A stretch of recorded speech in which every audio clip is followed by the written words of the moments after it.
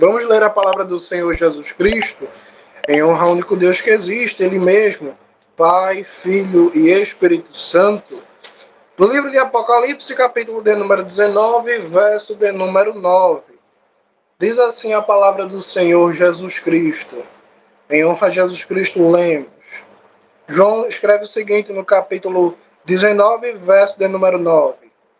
E o anjo me disse, escreva, quão felizes são os que foram convidados para a festa de casamento do Cordeiro.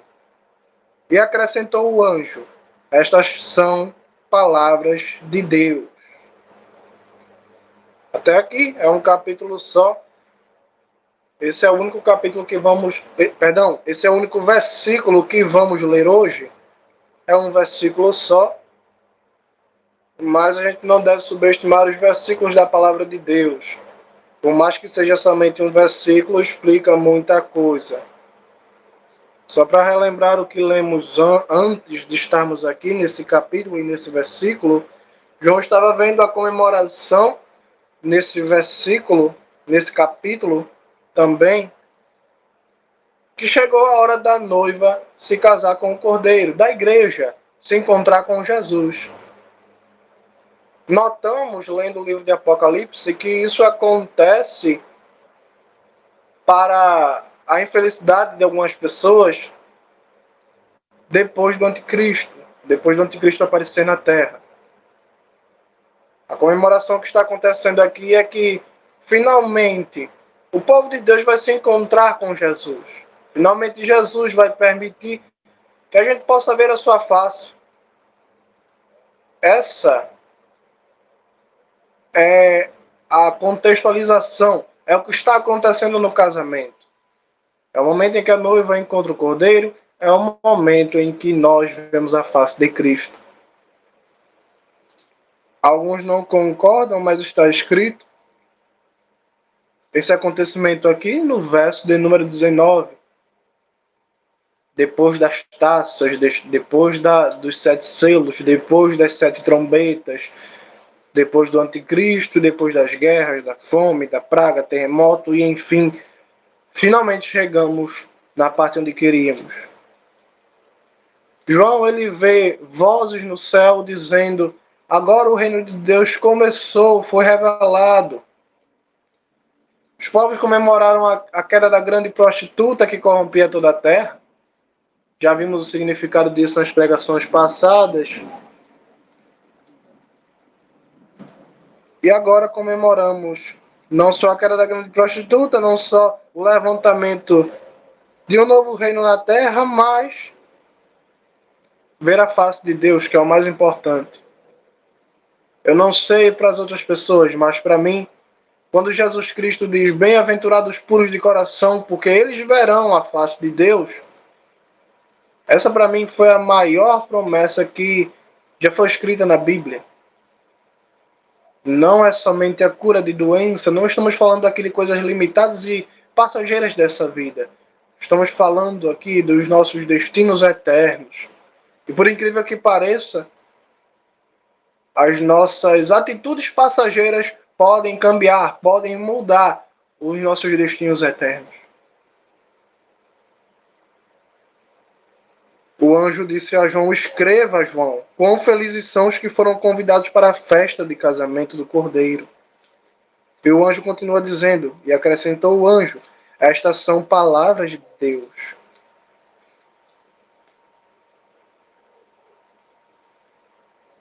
O casamento é uma festa, e o anjo nos revela pela palavra de Deus que há pessoas que são convidadas. A coisa básica para ser convidado em uma festa é, no mínimo,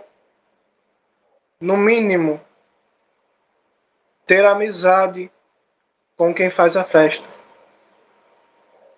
Eu não vou ler aqui, mas diz a palavra de Deus no livro de Lucas, no capítulo de número...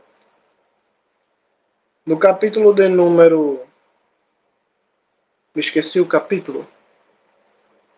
Jesus ele está em Jerusalém, nesse capítulo que eu me esqueci do livro de Lucas. Ele diz que na parábola um rei fez uma festa de casamento para o seu filho e convidou a muitos.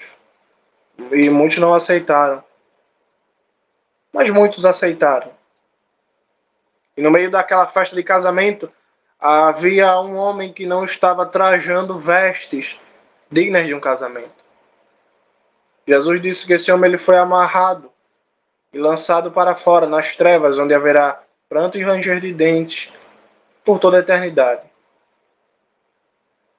Não é só ser convidado, mas é também a veste. E isso é tão seguro, essa afirmação é tão segura, que não basta apenas ser convidado para o casamento de Jesus Cristo, mas precisa se trajar dignamente. Que um verso antes do que lemos aqui no livro de Apocalipse, Apocalipse 19, verso 8, um verso antes, Jesus Cristo ele vai dizer na sua palavra que a noiva ela está vestida de linho fino. E a própria palavra, no próprio versículo 8, um versículo antes do que lemos agora, explica que a veste da noiva, o linho fino, são atos justos. Então entendemos que realmente não somos salvos pelo que fazemos e não podemos fazer nada para merecer ser salvos.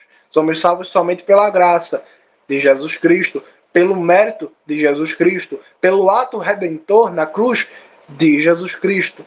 Porém, apesar de que a obra não somos salvos pelas nossas obras, as nossas obras fazem parte da nossa salvação. Não fazemos nada ou deixamos de fazer para ser salvos. Você não se desvia do pecado porque você, fazendo isso, vai merecer ser salvo. Você se desvia do pecado porque um dia Jesus Cristo morreu na cruz do Calvário para que justamente você pudesse fazer o que você faz hoje. E para que você deixasse de fazer o que você fez no passado. A noiva ela se veste desses atos de pessoas convertidas. Então não tem como entrar na veste, na entrada do casamento, não tem como se adentrar no casamento com vestes, com roupas de palavrão, de adultério. Não tem. A palavra de Deus diz que aquele homem, nessa parábola de Lucas, ele tentou entrar no casamento, só que o rei, que estava coordenando a festa do seu filho, ele viu que o homem não tinha vestes dignas. Não teve como se esconder no meio da multidão aquele homem que queria se infiltrar no meio daquela festa, apesar de não ter se preparado para ela. Da mesma forma, não tem como a gente esconder os nossos pecados de Deus. Pecado não se esconde, pecado se confessa e se abandona. Roupas indignas de casamento não se esconde, se tira e se coloca vestes de linho fino, como diz a palavra de Deus no livro de Apocalipse 19, 8, um verso antes. O linho fino são os atos justos do povo de Deus. Não adianta tentar esconder os pecados, essa não é a maneira certa de lidar com eles. Embora o inimigo muitas vezes induz a pessoa a um pecado, e muitas vezes induz a pessoa a uma vergonha tal. Não é um tipo de vergonha que vem de Deus, é um tipo de vergonha em que você se acomoda no pecado e simplesmente esconde-o. Esse não é a maneira certa. Sobre esses atos que é necessário para que a gente possa adentrar e participar da festa do Cordeiro, há um mistério na palavra de Deus acerca das 10 virgens. É uma parábola muito famosa e no nosso tempo tem ficado ainda mais famosa pelos tempos que estamos vivendo, o tempo do fim. Nunca se ouve tantos sinais, não é verdade?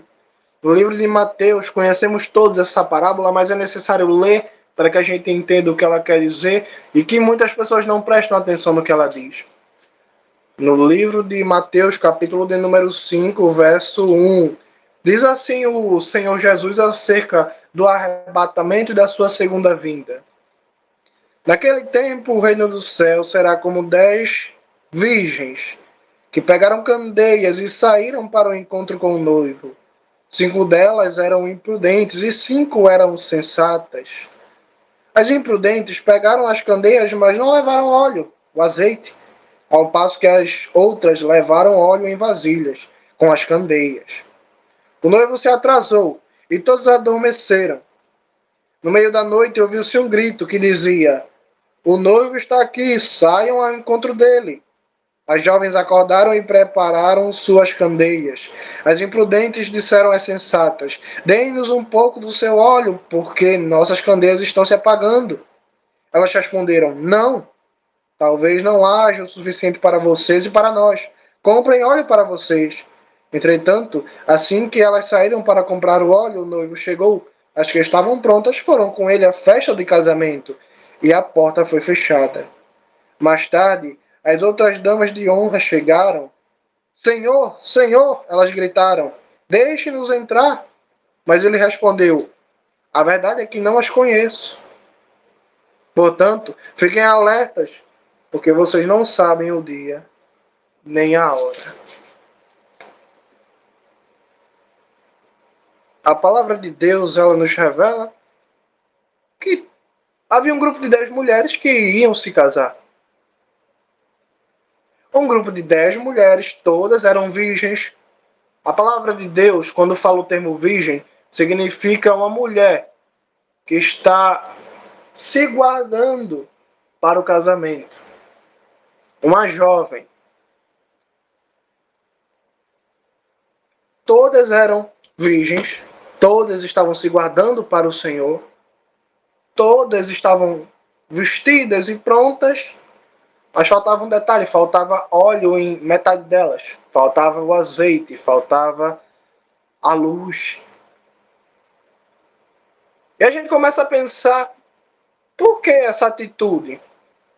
Porque a mesma situação com o mesmo tipo de pessoa teve resultados diferentes. Afinal, todas eram virgens, todas estavam esperando o Senhor, todas estavam no mesmo lugar.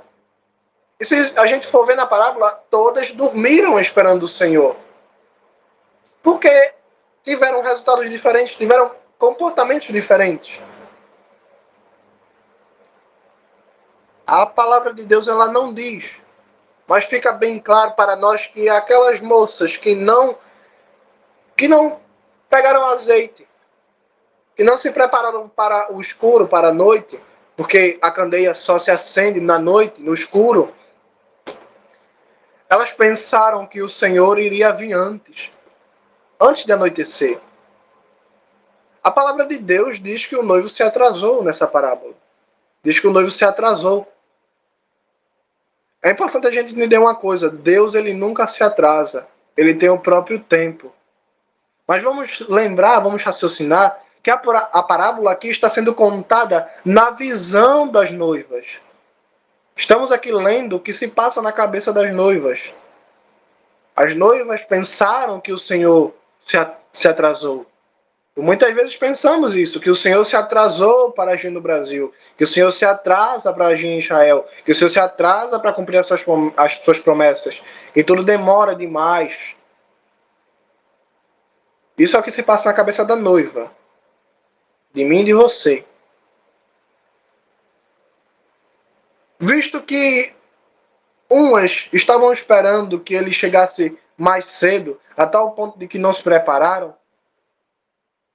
elas ficaram para trás por esse simples motivo, por pensar que o Senhor iria vir mais cedo, mas não, ele chegou mais tarde, a tal ponto que ele veio chegar de noite, quando se tinha que acender a candeia. A palavra de Deus diz que na noite ninguém pode trabalhar. Trabalhe enquanto é dia, porque quando chegar a noite ninguém pode trabalhar. Preguem enquanto é dia, porque quando chegar a noite ninguém pode pregar, diz o Senhor Jesus. E se a gente fosse trazer essa parábola para os nossos dias? Eu disse no começo da pregação que o livro de Apocalipse e todos os livros da Bíblia, eles nos apresentam a vinda e o arrebatamento, a vinda do Senhor Jesus Cristo e o arrebatamento, depois da grande tribulação, depois que o anticristo vem e persegue a igreja. E todo mundo persegue junto com ele. E eu sei que muitas pessoas não aceitam essa afirmação. Muitas pessoas não aceitam. Muitas pessoas creem que primeiro acontece o arrebatamento e depois vem o anticristo e ele destrói toda a terra, mas enquanto isso a igreja está no céu sã e salva. Sem nenhum arranhão. Mas, e se nós formos trazer essa parábola para os nossos dias? E se no corpo de Cristo, se entre nossos irmãos tiver um tipo de virgem, tiver um tipo de noiva, que está esperando que o Senhor vai voltar cedo demais e que a gente não vai passar pela noite, que a gente não vai passar pela grande tribulação. Que a Bíblia nos apresenta que da mesma forma que a noite vem para testar quem tem azeite, quem tem luz e quem não tem, da mesma forma a grande tribulação ela só vem com o único propósito, e não é o propósito para testar o mundo, porque o mundo já é maligno. Vem para testar quem é crente e quem não é. Mas há pessoas que têm na mente que o Senhor ele vai voltar antes da noite, antes da grande tribulação. Não vai ser necessário usar o azeite, não vai ser necessário passar pelo teste. Eu estou um pouco me lixando para questões teológicas. Chamam de escatologia bíblica, pós-tribulacionismo, mesotribulacionismo. Enfim, eu não ligo para isso. Eu estou um pouco me lixando se alguém tem uma visão parecida com a minha ou questões de teologia. O que me preocupa é que estamos vendo a parábola das 10 virgens se cumprindo diante dos nossos olhos e ninguém está se dando conta. Eu não estou preocupado em provar pontos teológicos, nunca estudei teologia. Mas quando eu vejo alguém que crê de toda a sua alma e espírito que não vai ver o anticristo e que não precisamos nos preparar para tempos de perseguições, essa alma ela é uma alma vulnerável. E não foi isso que o Senhor nos ensinou. Paulo diz na segunda carta aos Tessalonicenses, capítulo de número 2, verso de número 3, que quando o Senhor vier para nos buscar, o anticristo será destruído pela vinda do Senhor Jesus para nos buscar. A palavra de Deus diz no livro de Apocalipse, capítulo de número 13, nos primeiros versos do capítulo de número 13, que foi-lhe dada poder à besta para perseguir os santos, e por um momento ela estava matando eles. Os santos é o povo de Deus. A palavra de Deus diz no livro de Daniel que houve o surgimento de um dragão. Esse dragão ele tinha 10 chifres, mas tinha um chifre que representa o anticristo. E esse chifre ele começou a guerrear contra o povo de Deus e estava matando muitos. A palavra de Deus ela diz no livro de Apocalipse, capítulo de número 9, se não me engano, que João viu um dos 24 anciãos diante de uma multidão imensa. E ele pergunta ao ancião: Senhor, quem são esses? E o ancião responde: esses são os que vieram da grande tribulação. Eles lavaram o seu sangue na veste do Cordeiro. A palavra de Deus diz nesse mesmo capítulo de número 19, que acabamos de ler um versículo, que quando o Senhor vier para buscar a sua igreja, uma vez mais repetindo o que está escrito no livro de Tessalonicenses, 2 Tessalonicenses, o anticristo será totalmente destruído. Aí você pode me perguntar, se o Senhor vem nos buscar e o anticristo é destruído no momento em que o Senhor nos leva para o céu, a única possibilidade disso acontecer é se a igreja e o anticristo estiver ao mesmo tempo na terra. Infelizmente, é um momento que ninguém quer passar. Eu vou dizer que eu quero passar por tribulação? Eu não quero passar por tribulação. Eu nem sei se estou preparado para isso, se isso acontecesse nesse momento. Mas creio em Deus que Ele nos fortaleceria se isso acontecesse agora. Assim como creio que Ele vai nos fortalecer quando isso acontecer. Mas é necessário que a gente se antecipe. Não adianta tentar buscar o azeite, comprar o azeite na última hora, porque quando sair o noivo vem. E a minha única preocupação não é provar pontos teológicos, mas é preparar uma geração de pessoas que têm azeite na sua candeia, seja para se o noivo vier de manhã, de tarde, ou até mesmo depois da noite, depois da tribulação. Até por lógica, faz sentido o que eu estou dizendo.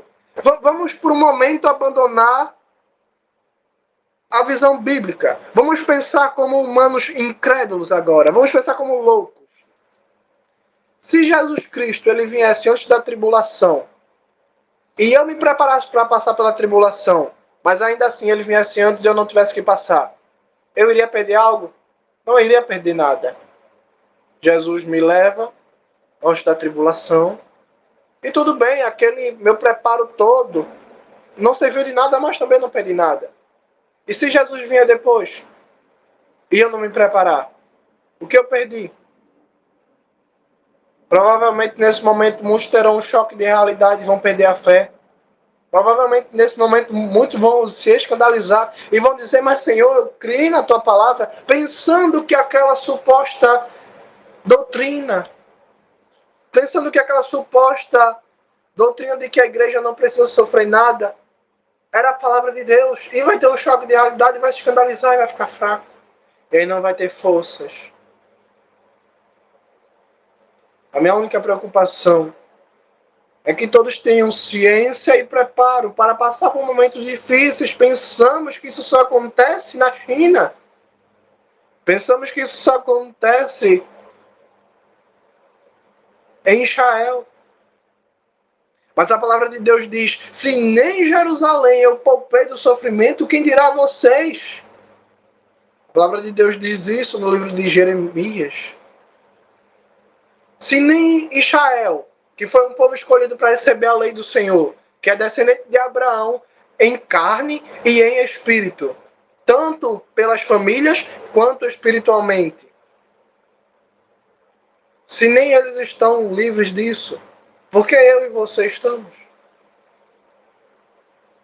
Será que a gente é especial demais para não passar tribulação nenhuma? Será que a gente é tão digno? Será que a gente jejua demais ou ora a Bíblia a ponto de merecer, e ora e lê a Bíblia a ponto de merecer ser arrebatado da terra antes de ver qualquer sofrimento?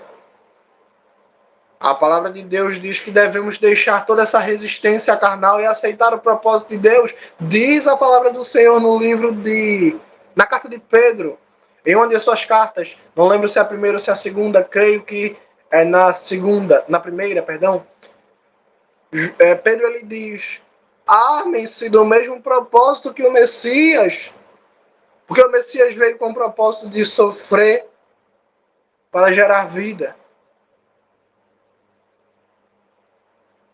Amem-se do mesmo propósito e saibam de uma coisa, que quando uma pessoa ela é escolhida por Deus, essa pessoa ela vai ser feita em pedaços, ela vai ser destruída. E Deus mesmo se encarrega de fazer isso. Entenda o que eu quero dizer, isso parece loucura. Deus ele destrói a quem ele escolhe. Ele destrói o ego, ele destrói o rancor. Ele destrói a nossa carne através do sofrimento, de forma que a gente venha a ser uma pessoa mansa, de forma que a gente venha a ser como um barro no fogo. O barro queima no fogo, mas enfim é libertado da sua impureza por meio do sofrimento no fogo. O ouro é retirado do seu conforto na rocha, ele é extraído. Então ele é passado pelo fogo. Um fogo que talvez ninguém suportaria um segundo.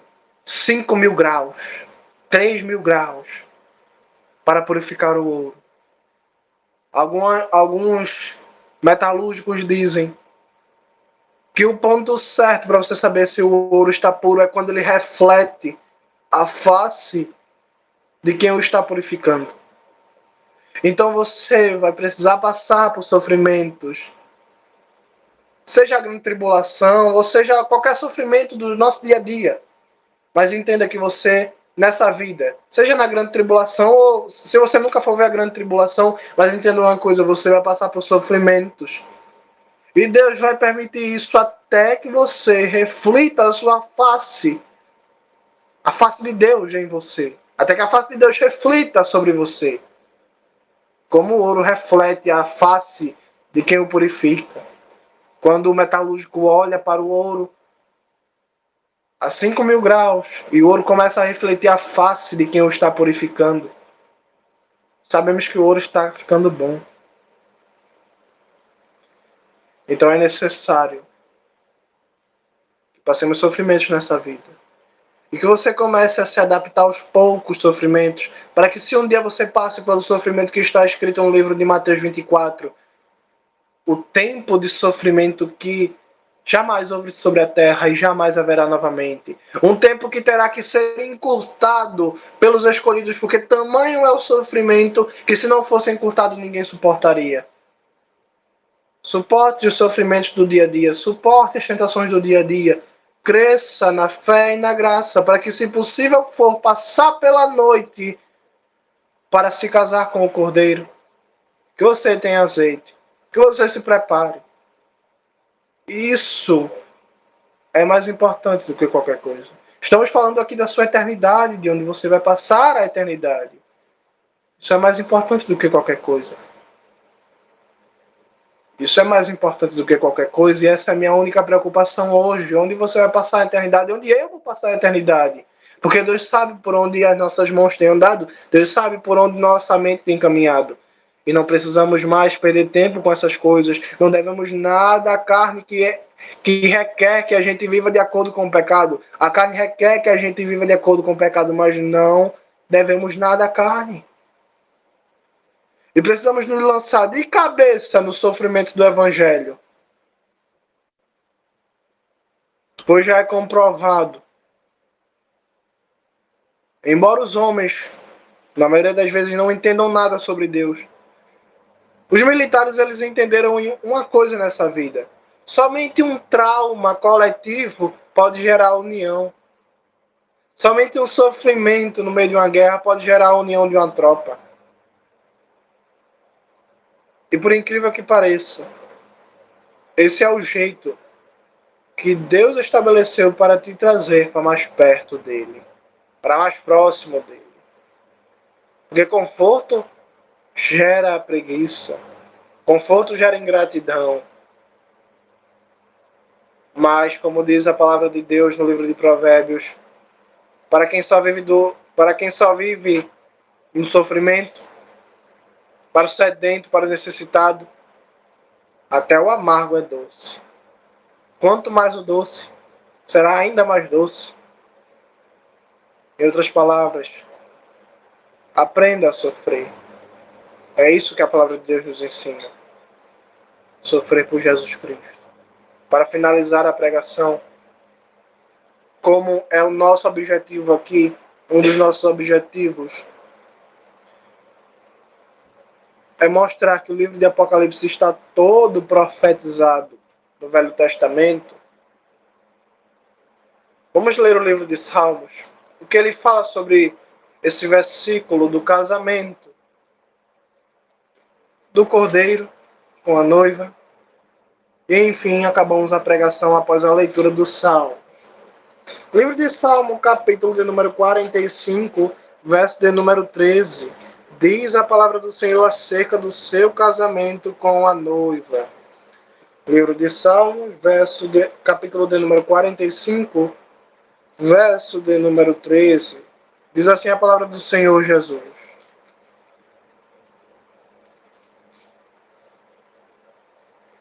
Dentro do palácio, a filha do rei surgirá esplêndida, com suas roupas bordadas a ouro, em brocados, será levado até o rei, até ti, com as virgens em seu séquito. Elas serão conduzidas com alegria e regozijo, e entrarão no palácio do rei. Isso diz o casamento. Isso diz o Salmo sobre o casamento do Senhor Jesus Cristo. Há um significado oculto também nesse casamento, que infelizmente não vou ter tempo para falar hoje.